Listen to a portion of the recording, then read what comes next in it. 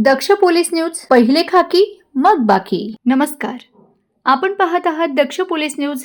Police आणि जनतेतील विश्वासाचा दुवा. गोंदी पोलिसांची मोठी कारवाई. वाळू तस्करावर एमपीडीए अंतर्गत स्थानबद्धतेची कारवाई.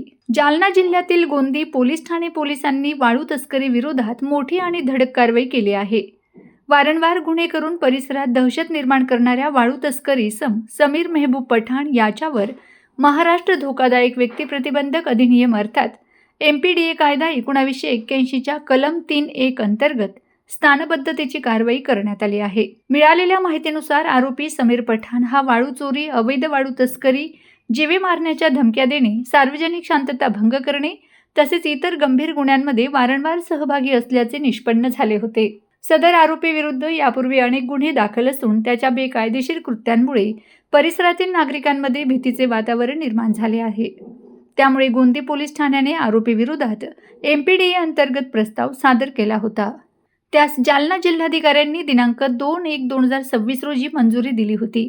सदर स्थानबद्धतेचा आदेश दिल्यापासून पोलीस ठाणे गोंदी अधिकारी व अंमलदार त्याच्या मागावर होते, परंतु सदरचा इसम हा सर्राईत असल्याने मिळून येत नव्हता. जालना जिल्हाधिकाऱ्यांनी आरोपीच्या स्थानबद्धतेचे आदेश दिले होते. त्यानुसार दिनांक 24 जून 2026 रोजी गोंदी पोलिसांनी गोपनीय माहितीच्या आधारे आरोपीला ताब्यात घेत स्थानबद्धतेची कारवाई केली. सदरची कारवाई पोलीस अधीक्षक जालना तेगबीर सिंह संधू, अप्पर पोलीस अधीक्षक जालना विक्रम साळी, उपविभागीय पोलीस अधिकारी अंबड सिद्धेश्वर धुमाळ यांच्या मार्गदर्शनाखाली गोंदी पोलीस ठाणे प्रभारी अधिकारी सहाय्यक पोलीस निरीक्षक अमोल गुर्ले, पोलीस उपनिरीक्षक हरी जंगले, पोलीस शिपाई SK सिद्दीकी, GP भवरे, ज्योतिलाल राठोड यांनी यशस्वीरित्या पार पाडले.